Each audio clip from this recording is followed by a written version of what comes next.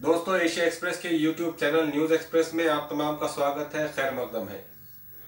आइए आज हम बात करते हैं इस मुल्क में और मुल्क की लोकसभा में पेश होने वाले मुख्तलिफ बिल्स की। दोस्तों, आपने कहावत जरूर सुनी होगी कि मरता क्या ना करता।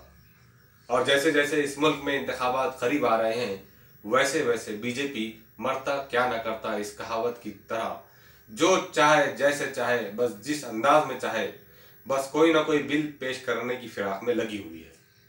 पिछले दिनों आपने काफी मुतनाज़ा बिल्स जो है तो लोकसभा में देखे होंगे। और अभी कल के दिन एक जो अहम बिल पास किया गया, जिसके तहत दीगर ममालिक में रहने वाली अक़लियतें यानी माइनॉरिटीज हिंदूज के लिए इस मुल्क की शहरियत देने का एक बिल पास किया गया। बात अगर इंसानियत की जाए तो एक लायक तहसीन इक़दाम जरूर है। लेकिन क्या दीगर ममालिक में रहने वाली अक़लियतों की फिक्र से ज्यादा क्या आपकी ये जिम्मेदारी नहीं कि आपके अपने देश में रहने वाली इस मुल्क की सबसे बड़ी अक़लियत यानी मुसलमानों की फिक्र आपको सताए? आपकी अवलिन जिम्मेदारी बनती है कि अगर आप दीगर ममालिक में रहने वाले हिंदू अक़लियतों के ताल्लुक से सोचते हैं तो उससे ज्यादा आपको इस मुल्क में रहने वाली अक़लियतों से मुतालिक सोचना पड़ेगा, इसलिए कि यह मुल्क की इंटरनल सिक्योरिटी का मसला है। होम मिनिस्टर राजनाथ सिंह ने उस बिल की हिमायत करते हुए कहा कि यह बिल से आसामियों को परेशान होने की या किसी और हिंदुस्तानी को परेशान होने की जरूरत नहीं है, इसलिए कि पाकिस्तान, बांग्लादेश और अफगानिस्तान जैसे ममालिक में हिंदुओं को बहुत परेशान किया जा रहा है। आए दिन उनके ऊपर जुल्म और सितम ढाए जा रहे हैं। राजनाथ सिंह जी, क्या आपको इस मुल्क के मुसलमानों की नस्ल कुशी करते हुए नजर नहीं आता है? क्या आपको इस मुल्क में गाय के नाम पर मुसलमानों को कत्ल करते हुए नजर नहीं आता है? क्या आपको अपने देश की माइनॉरिटीज पर किया जाने वाला जुल्म नजर नहीं आता है? तो फिर क्या वजह है कि आप इस मुल्क की सबसे बड़ी अक़लियत को नजरअंदाज करते हुए दीगर ममालिक में रहने वाली अक़लियतों के ताल्लुक से इतने फिक्रमंद हैं?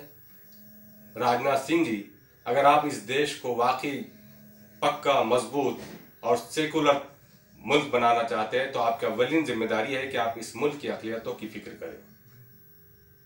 आपको मालूम है कि आपने बिल तो बड़ी खुशी से पास कर दिया है, लेकिन शायद ये बिल राज्यसभा में पास ना हो सके।